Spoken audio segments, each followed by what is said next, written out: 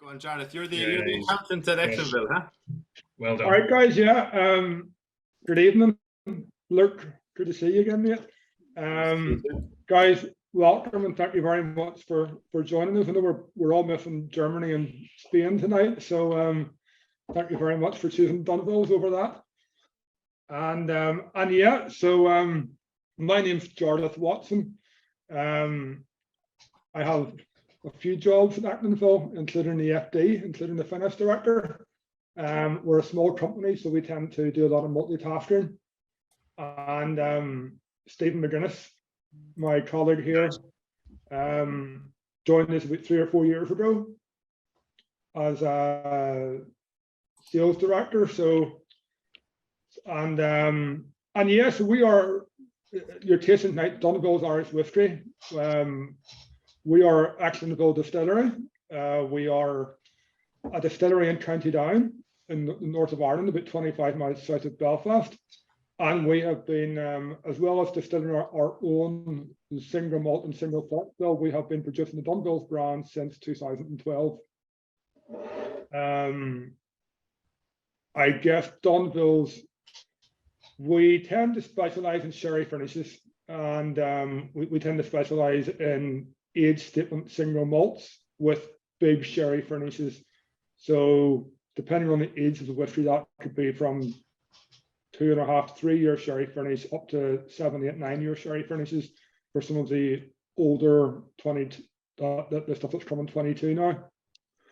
And we put particular emphasis on the type of sherry craft. So we use Oloroso, Palo, Cortado, PX, etc. And we tend to focus on those old world crafts, so predominantly sherries, but also ports and rums. And I think tonight you're tasting 4 sherry finished whiskies, as well as the 1808 blend. Marvelous. So I know some of anything to add before we. Sorry, Jarlath. I know some of the people on like to get their kind of their whiskey sometimes poured at the start. So we were talking just before we came on. The order you want to go in is 3 Crowns, the 1808, the 10-year-old, the 21, and then the 20-year-old in that order. Am I correct? Yeah. So the first one we're going to try is 3 Crowns Sherry. I think for us that it would be criminal not to start off a Dunville tasting without a sherry cask Dunville. So yeah, 3 Crowns Dunvilles is the first one that we're going to try. This, I know personally for myself and Jarlath, this is probably, I think, bang for buck, the best whiskey that we think we have in the portfolio. We have some incredible single casks and some incredible high age statement whiskies, but this one is probably the one that we take the most pride in, and it's something that I know I don't want to preach to everyone how blended whiskey is, but for us, 3 Crowns is a blended whiskey, but we don't have really good Oloroso 7, 8 year old in cask, and then we blend it with 7 or 8 year old grain, and we use a small component of sherry cask single malt and blend it with grain that's in second or third fill, grain in second and third fill bourbon barrels. For us, across everything, we only use first fill casks. So all of our grain goes into first fill casks, and all of our malt will go into first fill bourbon casks and first fill sherry casks. So with this one, it's made a tiny bit different. So we actually blend the malt and grain together once they come out of first fill bourbon barrels at roughly, say, 5 years old, and then we transferred into Oloroso sherry casks for a further 18 months to 2 years. So with this one is that we're deliberately making a fully finished blend. So we want something that, and Jarlath will go into more detail on probably how we come around with this, but for us, we wanted something that is just isn't a sherry component added into the blend.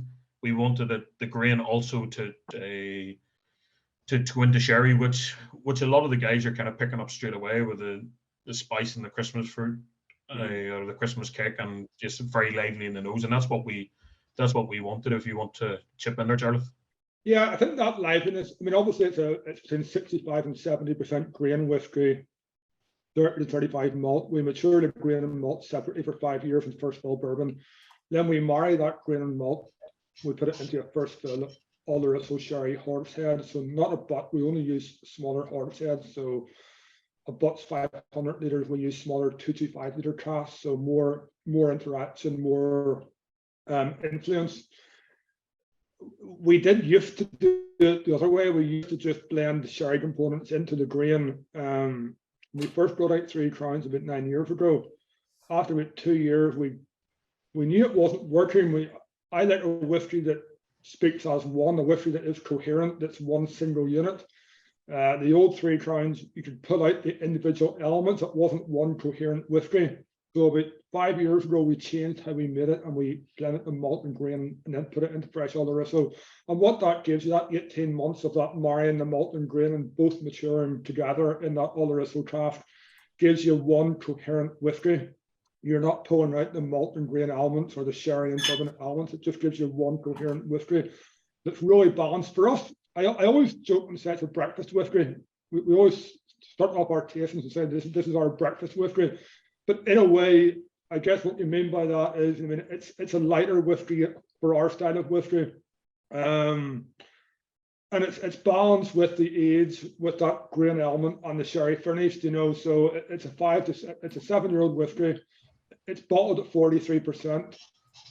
So a medium ABV. It's an 18-month sherry finish.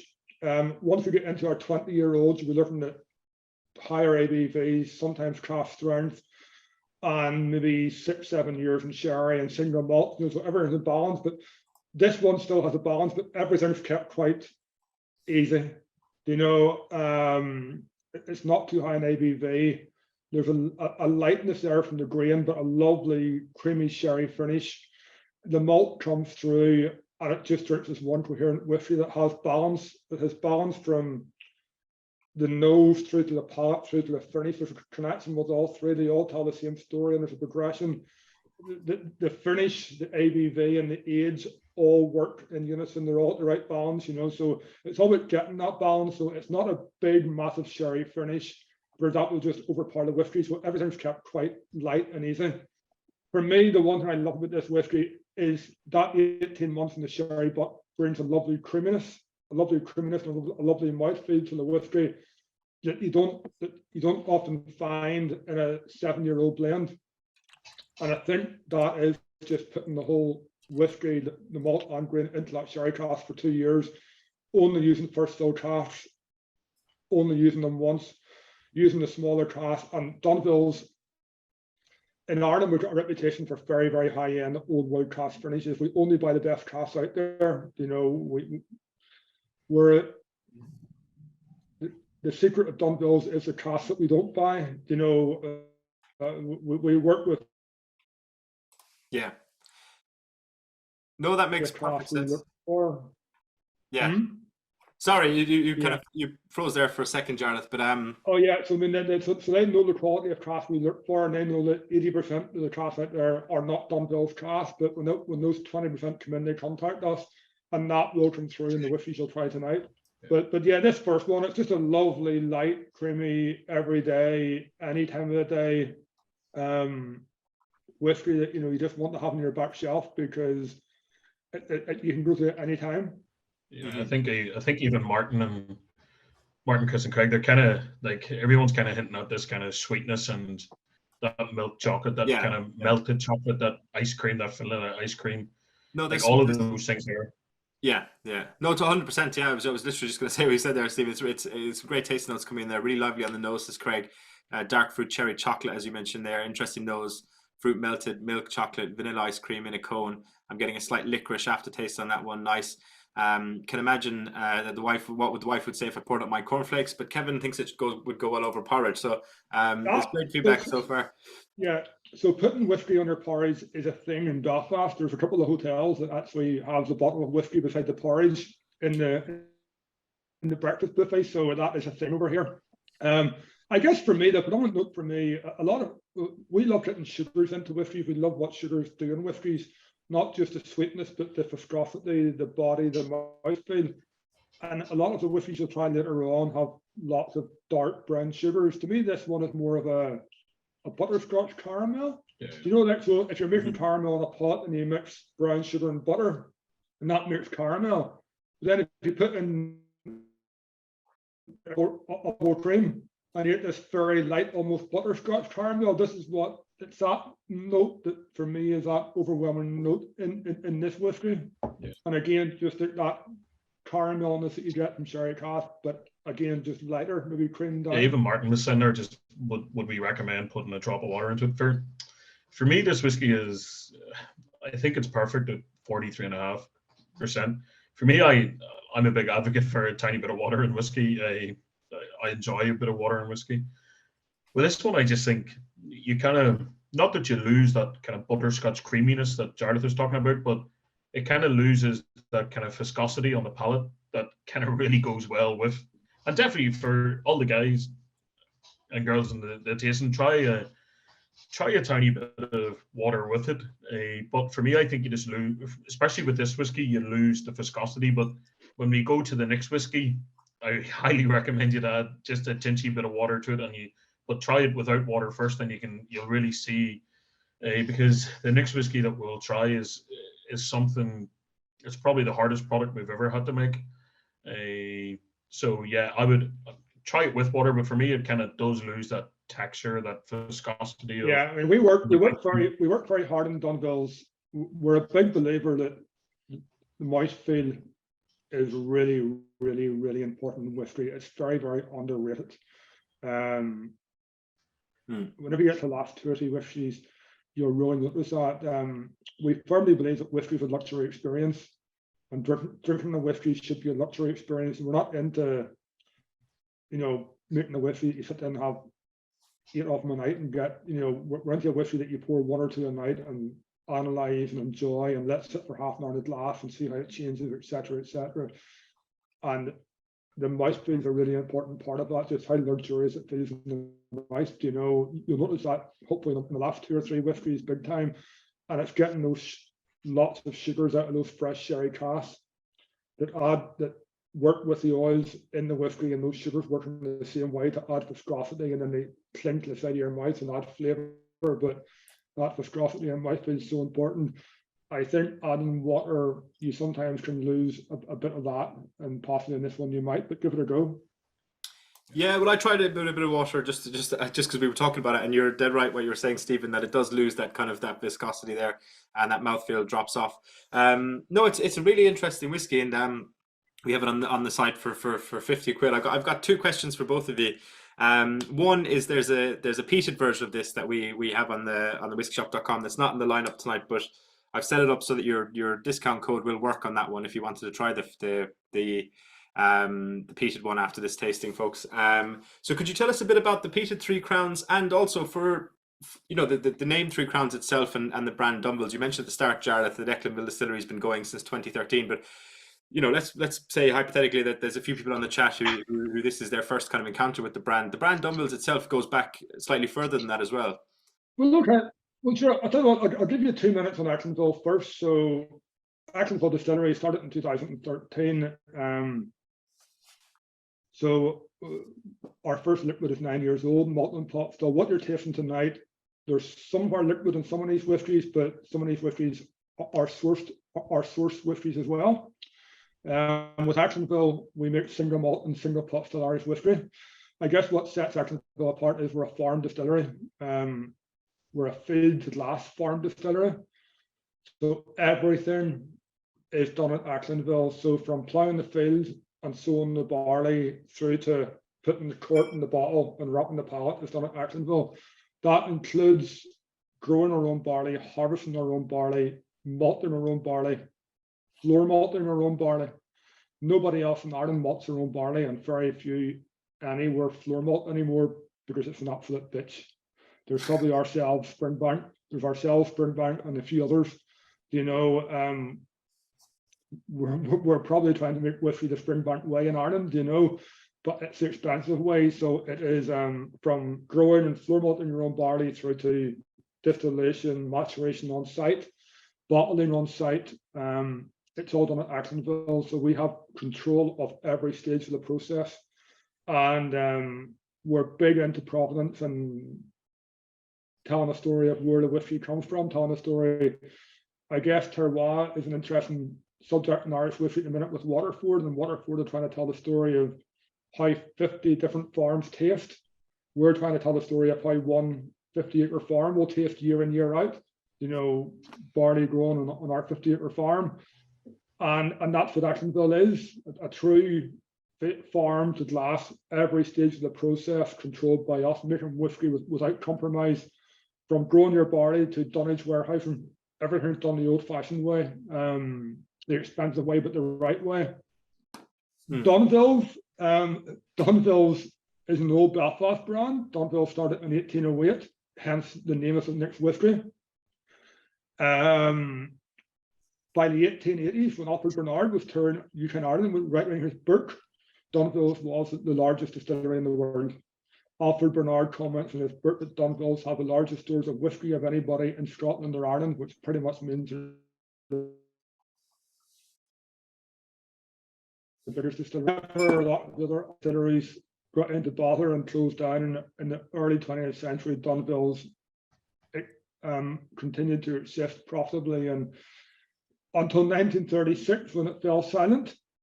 The distillery fell silent not because of the usual reasons of the Prohibition or the Irish War of Independence and trade wars or the coffee still or anything else. It fell silent because, unbelievably today, it shows how things have changed in business. In 1936, there was three sons born. The first one died of childhood, the second one died of injuries. He received a VC Cross in World War I, died of injuries received from that about 8 years later. The third son went to Australia, wouldn't come back. So the board of directors in 1960, in the absence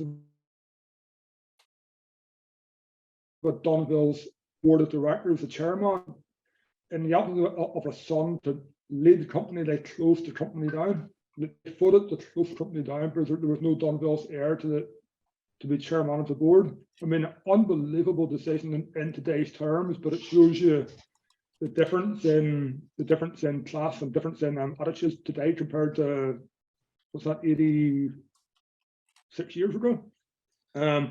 We resurrected the brand in 2012 whenever we decided to build our distillery. The idea for that was we were going to have a source whiskey brand. We didn't want to use the name Echlinville because Echlinville was grown to be for a field to glass. We didn't want to dilute that name, and we were offered the Dunville's name, and it was the biggest brand in the world, and the biggest Irish brand, and the biggest Belfast brand. So we jumped at the idea, and since then we have been trying to put very, very good juice in the bottles. We made a promise to ourselves in 2013. We built a distillery at the height of a recession, or we decided to. So we made two promises. One, that we'd still be here in 10 years' time. We wouldn't let banks get into us or investors get into us. We would stay independent. And if that meant turning the stills off for 20 weeks a year, that's what we'd do. And that's what we've done for the last 10 years. We've stayed completely independent. And at a cost of, and the second thing we said was that we would take Dunville's on and try and put Dunville's back at the top table of world whiskies. Try and put Dunville's back to the top table of world whiskies. That's a 25-year job, but we're working away at it, and certainly by winning 7 awards at the Irish Whisky Awards last week, including Ireland's best whisky for the first time. I think we're starting to get there. So anyway, we'll pour 1808. Oh yeah, I was going to say we can pour the 1808. It's interesting because we had a tasting with Glen Scotia the other night, Jarlath, and they were talking about the kind of the decline in Campbelltown whiskies from Campbelltown, and it sort of mirrors that story of Dunville's and Irish whiskey as a whole. And it's, I believe Dunville's even owned a distillery in Campbelltown at one point as well, didn't they? It wasn't Campbelltown. It was oh god, the name's just left me. It was down near Stewartstown. Gladnock. Ah, right. Yeah, I for some reason I had Campbelltown in my head, but there you go. In 1912, Dunville's had bought Gladnock. So Dunville's had a big relationship with with Scotland. So what a lot of guys, as you taste the 1808, I'll tell you why 1808 and 3 Crowns are relevant to Dunville's. So what a lot of people do not know, you have this misconception that Irish whiskies and Irish brands did not embrace the column still, did not embrace the coffee still in the way that Scottish whiskey did. And that's one of the reasons that Irish whiskey went into a great decline. That is true of the whiskey distilleries of Dublin and Cork and the south of Ireland.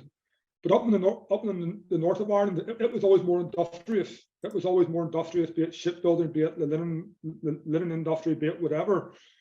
And the Belfast and Derry distilleries, so Dunville's in Belfast, Royal Irish, Watson, Derry, Avonhill, Cronswater, these distilleries embraced the column stills in 1870s, 1860s, well before Scotland did.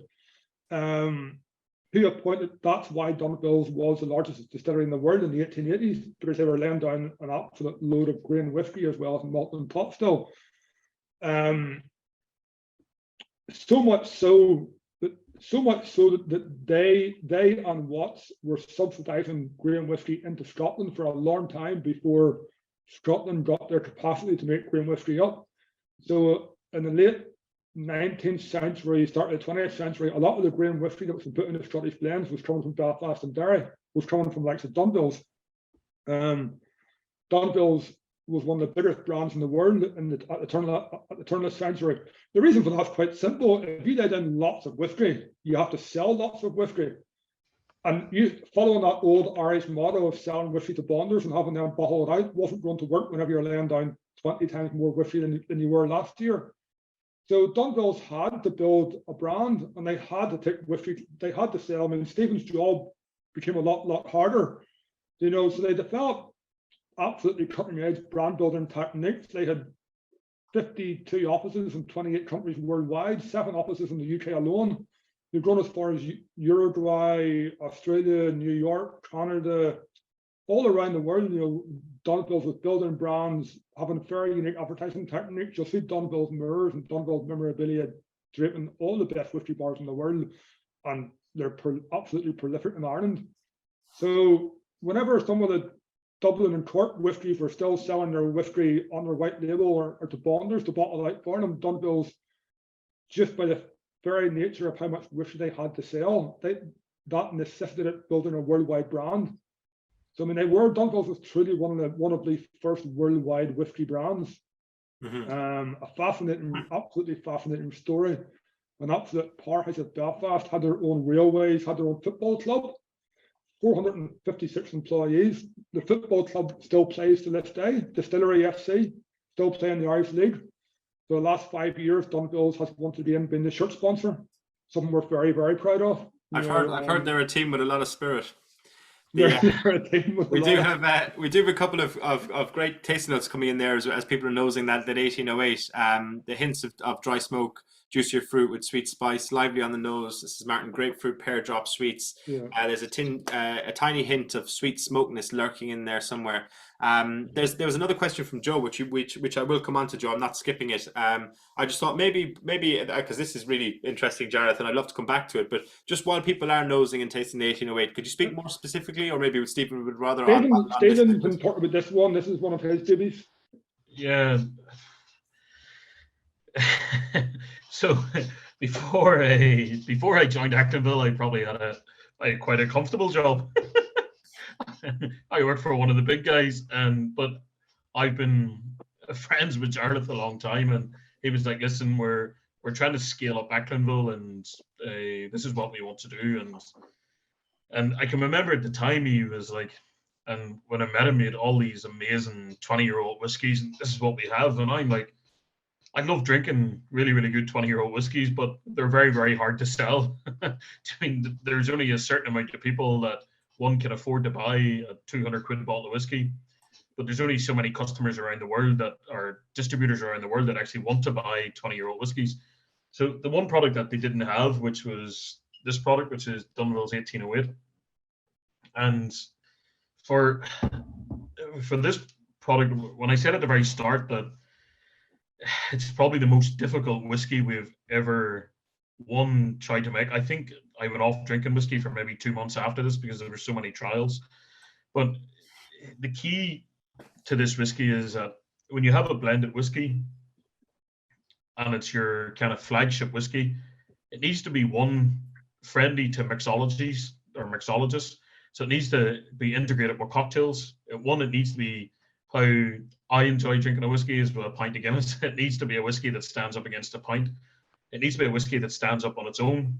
And the final part, it needs to be something that every consumer will try and they'll say, okay, that's the best whiskey I've ever tried, or it's not the best whiskey I've tried, but I can easily drink it and I like it. So what we done with this is that, and Kevin and Martin are quite correct. So to be friendly with the mixologists, and we have put in a tiny bit of peated smoke or peated whiskey for the smokiness, to have that kind of lovely spiciness and mouthfeel, to be kind to the connoisseur. What we've done is that we've put in some Echlinville pot still whiskey, which at Echlinville we make a very heavy, spicy whiskey. And then for all the fruitiness, we've used a first fill bourbon cask again. And again, everything we do is first fill bourbon, but we've brought in some virgin oak casks as well for the grain, to give us that little bit more of a structure and a backbone to this whiskey. So yeah, there's a lot of different components within this, and this is the whiskey that I was saying earlier. If you add a tiny bit of water to it, you'll see how the smoke really starts to develop. And within this is the key to that kind of other aspect of, do you really want to make a cocktail? Or when our brand ambassador Seamus, who probably has the best job in the world, for him this whiskey is key, because once you add the water to it, the smoke really develops. And where the guys are, Kevin and Martin were kind of saying, is there smoke there somewhere, or is there something there? What's this dry wood smoke? Or where then when the water goes into it, really starts to develop. So yeah, this is kind of, it's our flagship brand, but it's one that kind of has to tick a lot of boxes. It just can't be like 3 Crown Sherry, where it's, yeah, this is a really nice whiskey. It's very easy to drink. It's a great mouthfeel. It's great flavors. There's a nice bit of alcohol in it. This one, 1808, is kind of like, okay, I have all of that, but I have to be 10 times more different. I think that was a challenge with 1808. I remember when Stephen joined us, we had 3 Crowns in the portfolio, which to me is an absolutely gorgeous sipping blended whiskey. It's your first whiskey of the night, etc., of the day. It wasn't a mixologist whiskey. It didn't have the backbone, the cut through a long drink, the cut through a highball. It didn't have enough, it's just a really light, easy whiskey. It wasn't punching through in the cocktails either. This whiskey is seven, possibly 8 different components. There's 4% peated malt in there. There's 2 different pot stills. There's 2 different grains and 4 different malts, including grain and malt in first fill bourbon and grain and malt in First American oak. That First American oak gives it backbone. It gives that peat somewhere to embed itself, but it gives a real body to the whiskey that will punch through in a whiskey and ginger or soda in a highball, but it also works very well in a cocktail. It really does. A lot of whiskeys, when you put them into a long drink, you can just lose the whiskey completely. So we had to build this whiskey from the ground up in a way that it would make its presence felt and would enhance any long drink it was in, and not just get lost. And that would punch through and enhance it and almost, multiply the flavor. And that was a different. It took us a while to get this one right, because you're working with 7 or 8 different components, and you're trying to make it. Does it work in a highball? Does it work with ginger and soda? Does it work in your standard cocktails?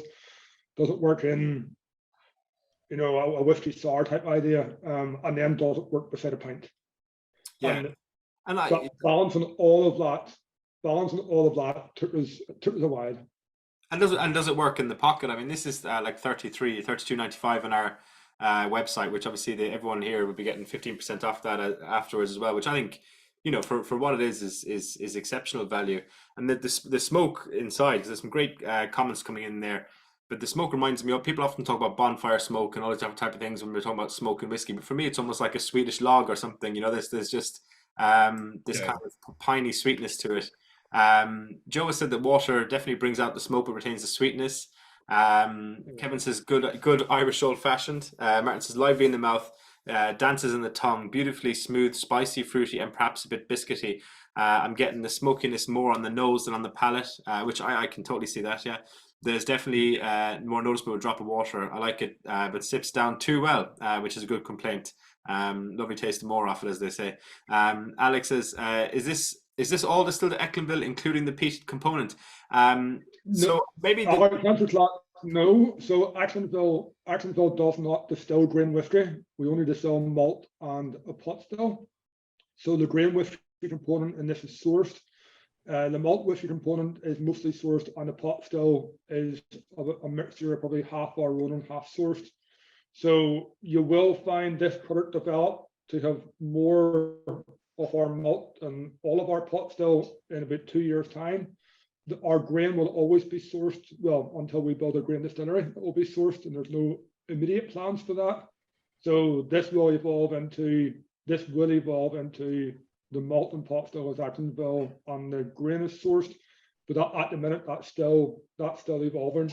Yeah. At the minute, that's still evolving. Kevin's point is very good, like the Irish old fashioned. So in today's world, in the spirits world, in the kind of mixology world, I don't know that much about it, but I'm not a whiskey and ginger is kind of to my extent of a cocktail. But also your nickname. Yeah. Oh Jesus. I'm glad this is recorded. This is a huge argument all over here. He's bullying on 2 whiskeys and he's bullying me. Thank God we're mates outside of this. Yeah, well, I wouldn't have said it if we weren't. Bit of banter. But so within the mixology world, what's really kind of taken off over the last 5 years is peated spirits. So the likes of mezcals or piscos, those type of spirits, but they've become so difficult to get and so expensive to get. So where Seamus, our brand ambassador, is kind of really targeting or really going after this kind of lack of a product in the market is with this product, because again, the smokiness is there, but it's kind of a really good twist of an Irish penicillin or Irish old fashioned, something in it that really makes sense. And it's, for me, the one thing I always get in this, and I don't know if no one's pointed it out yet, but when you add a tiny bit of water to it, you get banana bread. Yeah. Well, so I always say that this is the only whiskey that we have that I get that kind of banana bread taste to it, where it's our banana bread nose to it. I don't get it on the palate, but on the nose is kind of that banana bread really comes through, and it's kind of, there's been lots of fruit and that kind of biscuity flavor that Martin was saying. Yeah, it's there. It does give you flashbacks to the first lockdown. And there's definitely a lot of lemon in there too, which is Kevin is saying. There's definitely a lot of lemon in there. Yeah, lemon meringue. Yeah, I mean, I would say, I mean, if you like, Luke touched on it earlier, that we do a peated version of the Three Crowns, and that's probably more your traditional, peated whiskey. Again, it's a blend. It's not a single malt, and again, everything's kept quite light. So it's a lighter whiskey with a lighter peat, but it's definitely a more defined and more traditional peat than what you might find in this, which Luke is right. This one's more of a more modern peat. It's not that iodine-y, it's more of a campfire, whatever, type thing.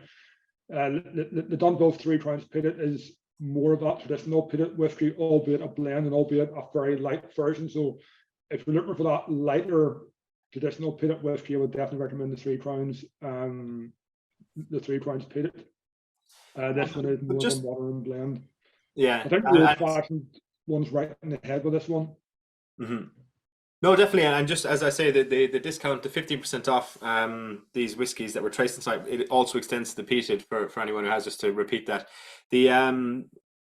just before we move on Stephen's point about the old or the cocktails and everything, from my background in hospitality, what you used to get is a lot of particularly Americans and tourists coming in to cocktail bars in Ireland and being like, and I presume the same thing happens here in Scotland, where people come in and they're like, oh, I want to try this classic cocktail that I drink at home, but I want to try it with your Irish whiskey. Do you know, because I'm here, and I would almost refuse to put one of your more popular blended Irish whiskies in a whiskey sour and old fashioned, because they just totally get lost.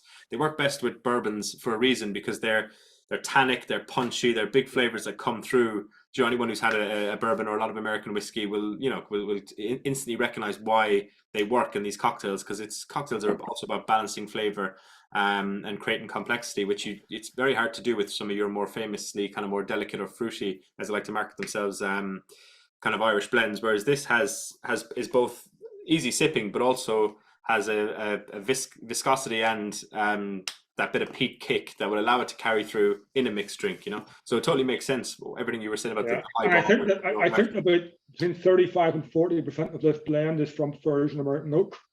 Mm-hmm. So that the very nature of that Virgin American oak gives it some of those characteristics that you'd expect, that make bourbons work so well in cocktail. No, 100%, yeah. Martin says lively in the mouth, dances in the tongue, beautifully smooth. But James also I said this is just a decent, easy drinker. Love the hint of peat. Finish with the sweetness afterwards, slight tannin aftertaste, which I like, which is probably coming from that virgin oak, as you were mentioning. I can see that it's been good in espresso martini. It might be a good time to come on to the Dunville's 10-year-old PX. But while we're getting that poured, if you don't mind me jumping ahead, lads, is Kevin would be delighted with your Waterford reference earlier on, Jarlath. James has been asking for a Waterford tasting on here for a while. What was I going to say, which is what reminds me of Joe's question in terms of, you were mentioning your farm and your grain to glass. There was a question from Joe earlier on about the strain of barley that you're growing at the moment. Is there different types, or how do you approach that? There is. I think that we're predominantly growing Olympus. Predominantly, we are. Everything takes time at our place, conversations tend to take a while to come to fruition. We are looking at introducing Hunter this year, and we are looking at introducing some more heritage grains.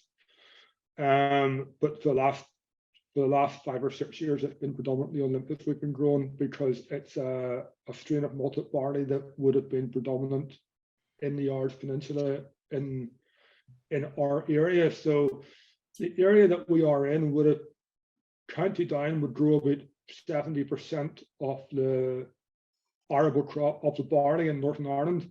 Certainly Waterford and Wexford and that sunny southeast of Ireland would be famous for being the breadbasket of Ireland but County Down, I remember reading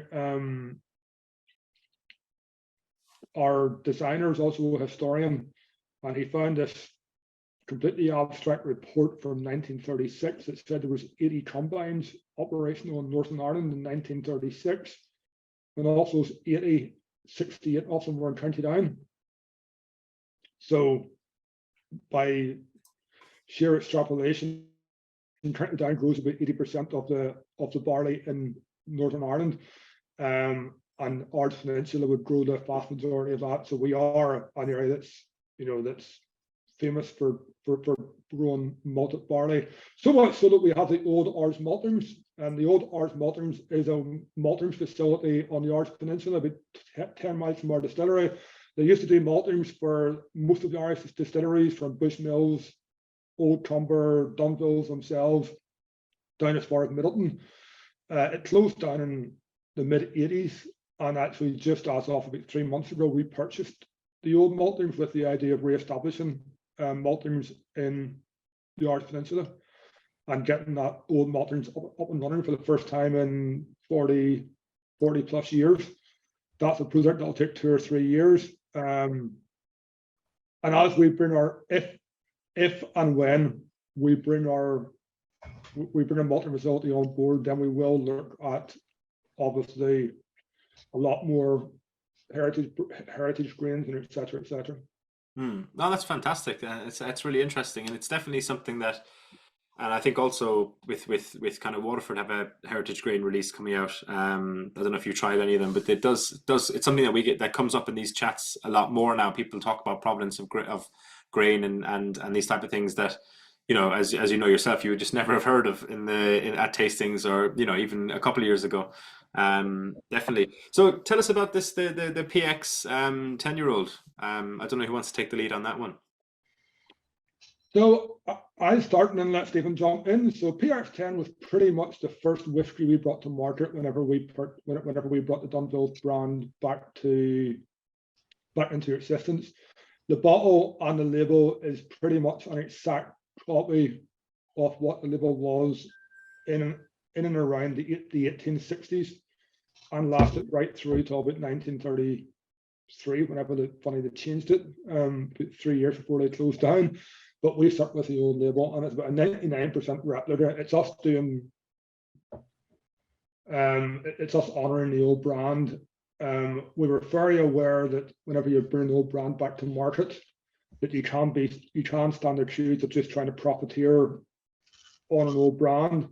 We have been overcompensating for that for the last 10 years by putting exceptional liquid into the bottle and doing very nice branding based on the old brand. This is the first one we brought back. This is it's a 10 coming 11-year single malt. It spends 8 years in first fill bourbon cask, and then we introduce it into first fill PX hogsheads. So again, smaller cask. It will spend between 2 and 3 years in those PX casks, taking on just a lot of sweetness. A lot of those PX is famous for Christmas cake fruits and Christmas cake spices in brown syrup, in treacle molasses. PX by its nature is very sweet. It's about 14 times sweeter than Oloroso. So if you go to Jerez or go to Andalusia in southern Spain, Seville, wherever, they'll actually put PX on their ice cream. PX sherry, Pedro Jimenez sherry on their ice cream in a way that we would put a raspberry syrup or a chocolate sauce.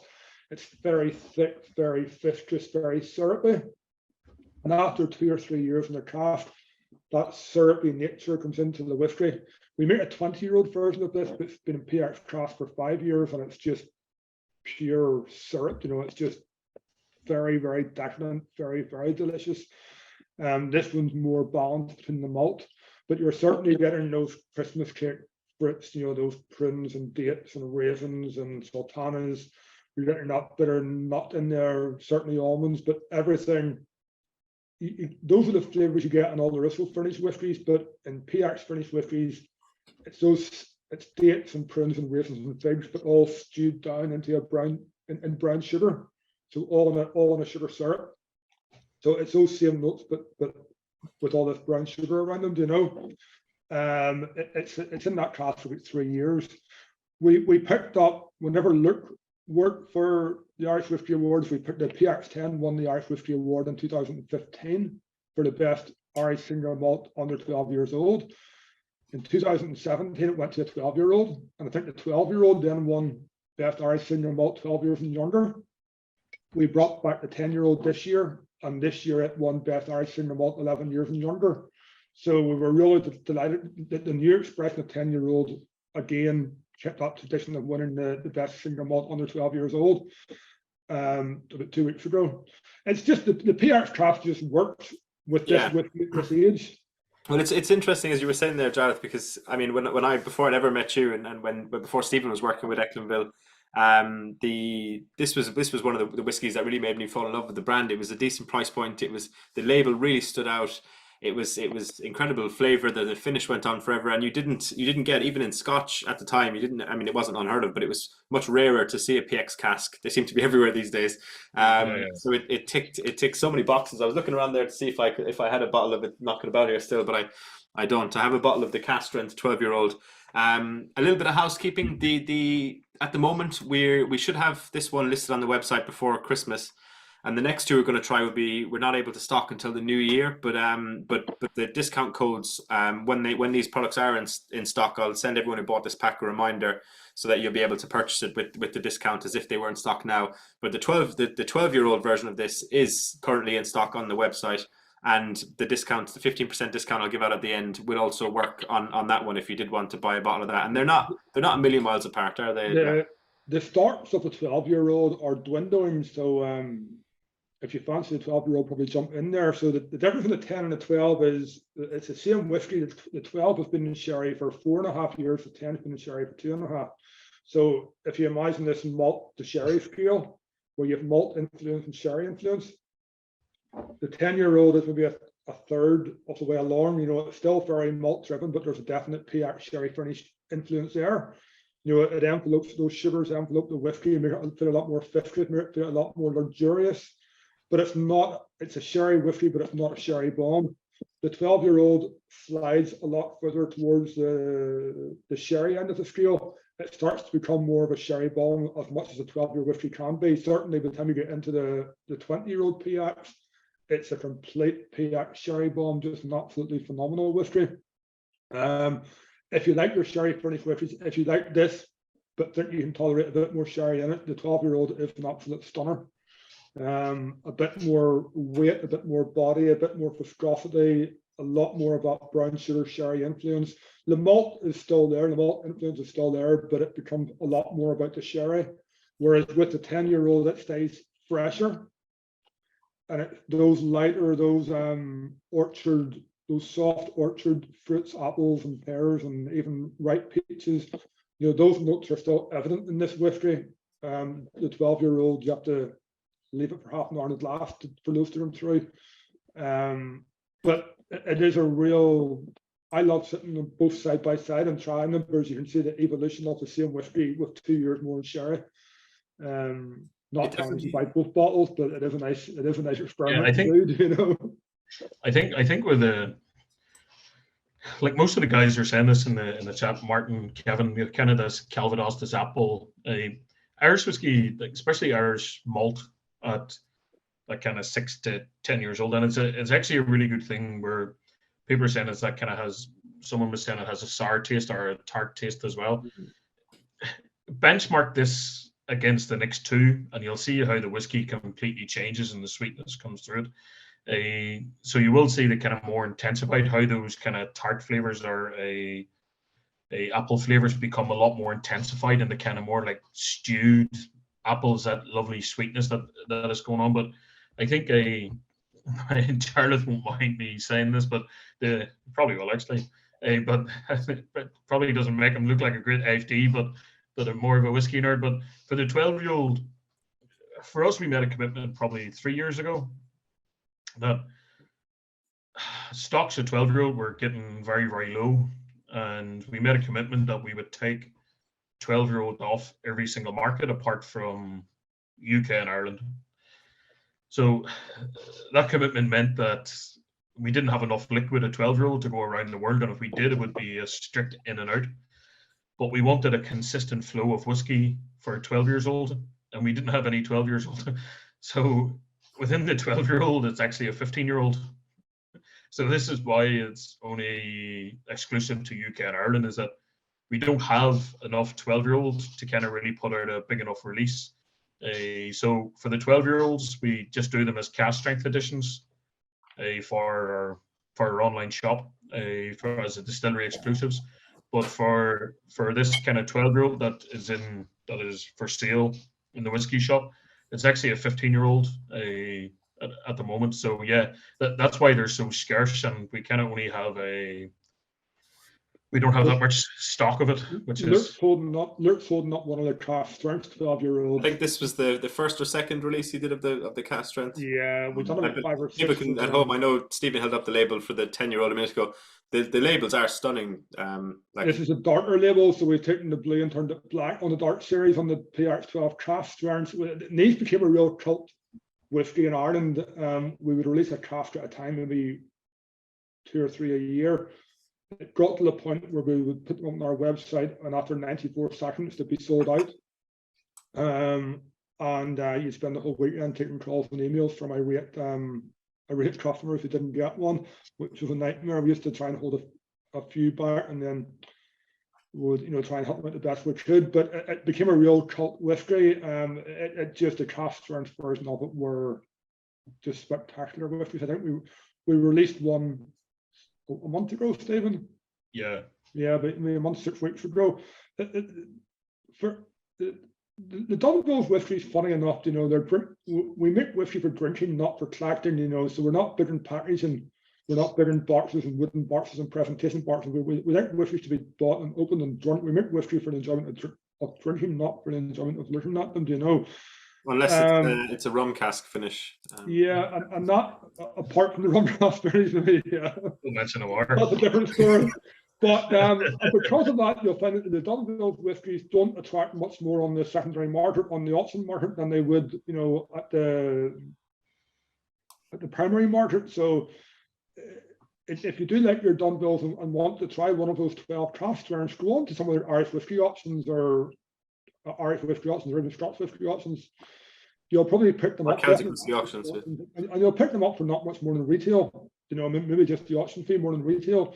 And the 12 craft strengths are absolute stunners. You know, as Lurt will attest to. Yeah, I managed to get 2 of these and drank one, and this is the other one, which I'm not saving to collect. I'm saving for a special occasion. You know, maybe my wedding. You never know. Yeah, Luke actually over his right hand shoulder there has a kind of quite rare bottle that we actually just recently released. So Old Cumber, which is I have one of that as well. Yeah. So this is our Echlinville pot still whiskey. So port and sherry.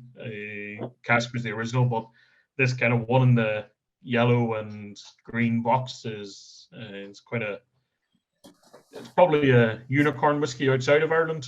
It's quite rare. So a 30-year-old single pot still. From the original Old Cumber Distillery that closed down in 1956. Yeah, a very famous pot still distillery, County Down, famous for double distilling pot still. So made this really, really thick, really heavy, really viscous, oily pot still whiskey. Legend said that if you put a pencil in your glass, it would stay standing up. It was that thick, you know. So we grew up in these legends of this old whiskey that was made 12 miles from where I grew up. It closed in 1956, so it's still living memory. There's still people alive who worked in it, or there's certainly there was when I was growing up, you know. And so the fact that we got the Old Cumber brand 2 years ago was just phenomenal for us. We had been making pot still in the Old Cumber way from 2013, 5 or 7 years before we acquired the brand. That was just by luck that we acquired it. And that was our first release. So yeah, that's something to look forward to in the future. Yeah, and that was like that was the point I was going to get to that Joe had mentioned earlier about the strands of barley. And I think the great thing about a distillery the size Echlinville is that we can do a lot of these experiments, and we can go back to historical mash bills that kind of put Ireland around the world as a whiskey nation. And we've started to recreate those in Echlinville. So yeah, it's kind of more that you will see Echlinville spirit. Probably next year we'll, like, our job probably for the last 10 years has been trying to build Dunvilles to a scalable brand, to a global brand, and we're kind of slowly but surely getting there. But next year we'll hopefully see something out of Echlinville stills, apart from just 5% going into some of the Dunvilles products. So yeah, it's something quite interesting to look forward to next year, where it's like it will be the kind of first release from Ireland's probably first foreign distillery since modern old times of Irish whiskey. So yeah, Ireland's first kind of modern farm distillery, which is interesting. No, it's fantastic. There's some great comments coming in there, folks, since we've been sipping this PX. The PX and ice cream is delicious, says Martin. Alex is lovely, sweet and sour on the nose, as you mentioned, referenced earlier. Stephen is rich and deep flavour. Jonathan's question about the price of the upcoming releases. I don't actually have those, Jonathan. I'm sorry, but when we'll include them on the email when they do come in. Craig says feels a little oily in the mouth. And a long finish. I totally agree with the finish. I've finished mine a while ago, which Chris has kind of touched on. 3 cell wasn't enough for this one, he says, and I'm the same, but I can still taste it. It's got a fantastic finish. Before we come on to the next one, is there anything you wanted to say, or anyone wanted to ask about the 10-year-old PX? No, perfect, marvelous. So the next one is a bit of a change in sherry styles. Obviously, you give a very eloquent explanation of Pedro Jimenez there, Jarlath. Could you tell us about the 21-year-old Palo Cortado? Yeah, so I think you touched on it. Whenever we brought out the PX10, we were probably the first guys in Ireland to use the Pedro Jimenez, the PX craft commercially. I think the only guys that had done it in a whiskey before might have been the Celtic Whisky Shop in their Celtic Cask collection. Yeah, I know there was a few odd sherry casks in the Celtic Cask collection, and in a few Cooley Distillery independent bottlings for Celtic whiskey. Although Stephen would know. Now the PX craft seems to be quite prolific in Ireland. I think Dunville's was, I think from my own memory, Dunville's was the first to use PX, and I think on a commercial release. Yeah, well, on any release, I don't think there was ever a PX before. Because we're probably going back to 2012, 2013 year. So Palo Cortado. Yeah. Go ahead. The reason I say that is when I written the Palo Cortado sherry finished Irish whiskey, and I'm pretty sure we're the first guys to do a commercial release of Irish whiskey finished in Palo Cortado, with the possible exception of Celtic Whisky Shop again with their own single cask collection. They done Celtic Cask again. Celtic Cask 1 was Palo Cortado. But we're seeing a few more distilleries using Palo Cortado. We've had success with it for the last 3 years, including this year, whenever the cask strength version of this, or the single cask version of this, won Ireland's best whiskey for 2022. It won the best cask strength whiskey and then went into the overall and won the overall best Irish whiskey. What you're trying tonight is the same whiskey that won the Irish Whiskey Awards, but down to 46% for a core release. Again, it's single malt. It's 15 years in first fill sherry cask. Actually, this is a mixture of first fill and second fill sherry cask for the Palo Cortado, for reasons that the Palo Cortado's a lighter sherry, so we want it a bit of. And then this is actually spent the guts of 6 years. Nearly 6 years in a first fill Palo Cortado hogshead. So again, smaller cask. And we find that Palo Cortado cask can be left for a long time. The PX after 3, 4, 5 years, we start to worry about it getting overwooded and over tannic. The Palo Cortado just seems to go on and on forever, and just the older it gets, the more in these deeper cigar notes and deeper tobacco and leather and those deeper base notes it adds. So this is a 21-year-old whiskey written at 46%. It's a fattening of probably 6 casks. So there's about 2,000 bottles of this to go out. You might see it before Christmas, might see it probably slightly after Christmas. You'll see it. And again, we talked about the Dunville specialising in sherry finished whiskies. It's not just a bottle that says sherry finish on it. We specialise in certain types of sherry finished whiskies. So we do a PX finish, we do a Palo Cortado finish, and we do an Oloroso finish, and we do all those separately, so as you can very clearly see the differences in what those 3 casks bring. We're not 6-month finishes. We're 18-month finish for the 3 crowns. We're 2.5, 3 years for the PX10, 5 years for the PX12, 6.5 years for the Palo Cortado 21, and 4.5 years for the next one. So we believe in big, in your face, very evident sherry influence. It's not a finish. It's a second maturation. It's not a finish. It's not a 6-month or 9-month finish. It's a 6-year second maturation. Certainly with this one, the sherry impregnates every aspect of the whiskey. It just becomes one. Those sugars that are in the sherry cask just envelope the alcohol, make it just so drinkable. Even at cask strength 55, the sugars just make it so drinkable. The sugars in that PX10, it's the sugars that give it the length, that give it that long finish. So if you imagine like a 64-bit sugar solution or a very syrupy drink, and just how thick and how it lines your mouth, if you get lots of sugars into your whiskey, they do the same thing. So they take these big sherry flavors like sultanas and Christmas cake, dates, raisins, nuts, spices, and they just hold those with the alcohol and just line the side of your mouth, line your tongue, and just make it go on forever. Give it a lovely, luxurious, viscous mouthfeel. But they also link the nose, the palate, and the finish So as what you get on the nose relates to the palate, it's the same story through nose, palate, and finish, but that story develops. It gets more interesting as you go along. It's not a whiskey where the nose and the palate are separate and don't have any relationship to each other. We try and get a lot of balance in our whiskies, and balance means does the sherry finish? Is it the right to the malt? Is it put at the right alcohol volume, etc., etc.? So matching the sherry finish to the malt to the alcohol volume, making sure the alcohol volume isn't too high or too low, getting the sugars. But it's also, is there a balance in the story from start to finish? Does the whiskey tell, does it connect and progress through the nose, the palate to that long finish? Yeah, I think.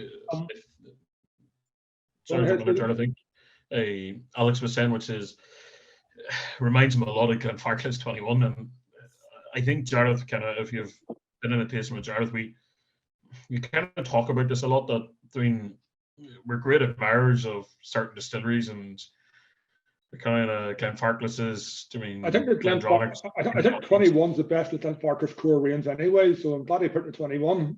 Yeah, where I think that and again, as people are saying, it's that lighter style of whiskey, and Palo Cortado as a sherry is that lighter style, and for us, it's something it's not widely used. Many people don't really understand it.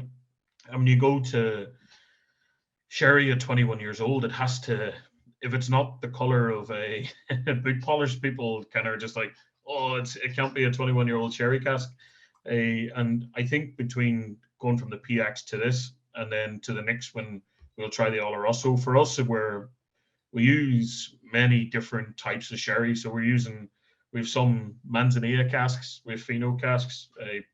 Obviously, we have a Amontillado cask for our 1808 range that we'll somewhere down the line try and do kind of small batch releases.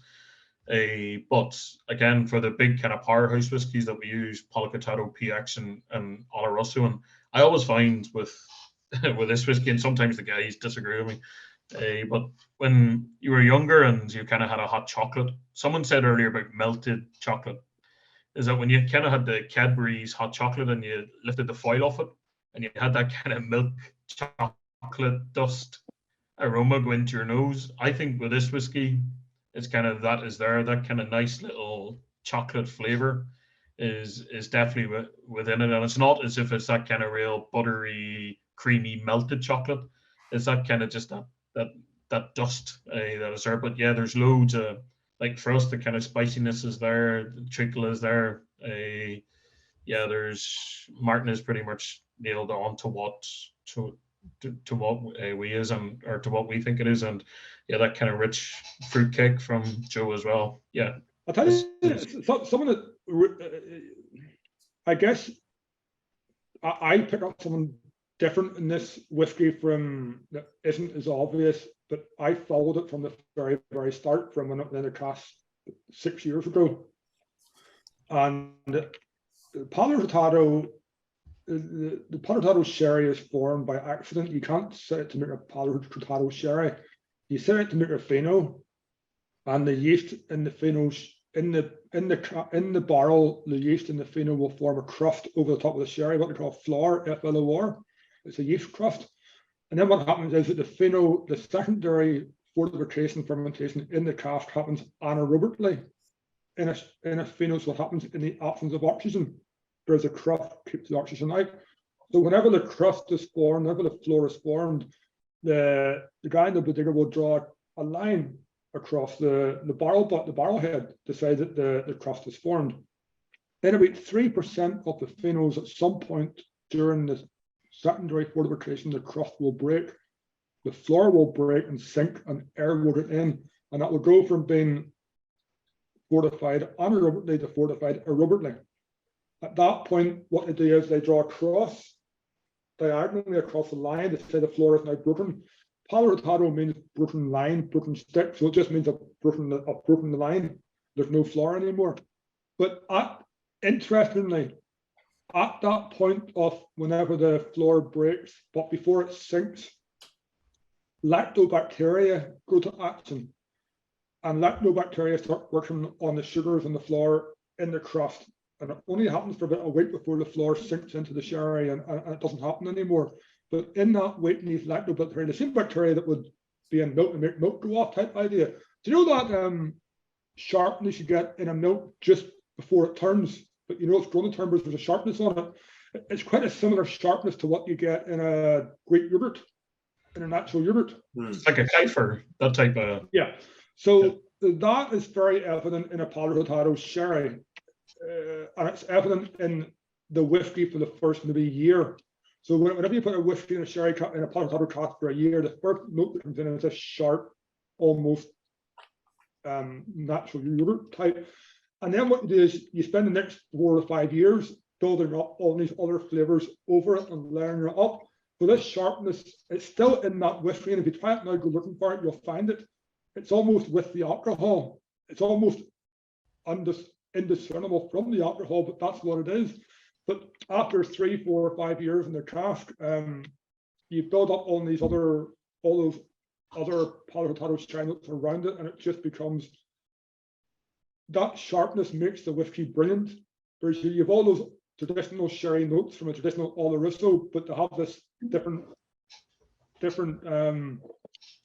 layer to it, different angle to it with this sharpness that's in there. And if you just need to build that whiskey up and let it mature enough to get over that, so that sharpness integrates and becomes something bigger than it was, something better than it was, and it's just a whiskey that's better than all the sum of its parts for that reason. Yeah, that's something that I put out on it because I know it was there 6 years ago, and I've watched how it's become, you know, how it's went from something that was very noticeable to something that's completely integrated into the whiskey and makes it special. Yeah, the amazing thing I find about Palo Cortado is it's a whiskey that you'll try it 5 different times, and while you will have the core bouquet of flavors that you will always get, it will keep on changing, or you'll see a different direction, because it's not generally, as I was saying previously, it's, I mean, in Scottish whiskey, it's kind of always Oloroso, and as we kind of see in a lot of Irish whiskey, it's we're probably more PX now than we've ever been. There's more PX releases than anything, but also kind of still the majority is Oloroso. Where this one, it's something that it is light, but there's so much flavor. 1 minute one sip you'll try it and it's light, but then the second sip all the flavor comes through. Then towards the end of it, the third sip, the spice and the chocolate and everything comes into it. And then after 20 minutes in the glass, we get some warmth into it. You just get this lovely sweet tobacco, this lovely, really sweet tobacco, and almost like an old leather note that, you know, you only get from leaving single malt and sherry and good sherry cask for a very long time. You know, the first time I tried the single cask versions of this, we discussed this in the past, Jarlath, the juiciness that would you know, the way we kind of water. I mean, it's still there to an extent, but it's definitely not as present. But in a weird way, that's almost a good thing for me, because this is the first time I've tried this. That hasn't been one of the single cask versions, and it allows you to appreciate the kind of complexity that is there. Like, you know, the kind of different elements you get. So there is a real nuttiness. There's a dryness. There are some of those kind of more. I definitely get the cut grass that was mentioned earlier. I used to get that off the older 10-year-old before you discontinued it. You used to get lots of cut grass on the nose, and I can kind of get that here again. And definitely what Stephen was saying about the chocolate, it's interesting. And Joe was some great comment there with this is bursting with flavor, rich fruit cake topped with chocolate. There's just tried this after eating a piece of dark chocolate. Amazing. Kevin says it tastes like a favorite cigar. So you even have those tobacco-y notes, as you were saying, the kind of oakiness. To me, this is an absolute cigar malt. That's exactly what this is. You know, and especially at craft strength, it just works perfectly. No, 100%. I can see how it did so well in the winning Irish Whiskey of the Year. James has said a well-rounded drink, perfect for a cold evening. It's interesting. I might be misremembering this, but I can't remember which one of you said it. But saying this in a moment when the single cask were coming out, the original Palo Cortado single cask he bought out was at the start of 2020. That you were rightly so very proud of. You said, I think it was yourself said to me, Jarlath, and maybe it was Graham, said that at one point you were maybe a bit nervous about how it was going to go in terms of casking these, and you were saying there about watching them develop and seeing it come through. But you said there was a moment when you doubted yourself, or am I misremembering that? I think we doubt ourselves a lot more on the PX side of things, because the PX, by the very nature of the craft, can be a lot more tonic, and you can get a lot more wood spice and a lot more tannin out of the PX crafts. So certainly with the PX crafts, we're very careful after maybe 4.5 years, 5 years in PX. We're very careful to monitor them quite regularly to look for that drying spice that can be a sign of that maybe overly tannic note coming through. With the Palo, so we released 3 bottles of this as similar class at 18 years old. Haven't been in Palo for 3 or 4 years. This is now the same batch at 21 years old. It's been in for 6 years. The 18-year-old was fresher. This is more complexity to it, a bit more weight to it. The 18-year-olds were gorgeous, but were gorgeous in a different way, in a fresher, lighter, almost like comparing the PX10 to the PX12 type idea. Now, look, we have probably, I would have no worries with leaving this, so it's 25 years old, and leaving it in the Palo craft for another 5 years. I don't see, I don't really see anything there that's worrying me that, you know, that the craft can do anything adverse to it. And that time, we always keep an eye on our craft and taste it every 3 months anyway, you know, and then more often if needed. But no, with this one, I wouldn't be worried now. Not to the PX worry us more. Yeah.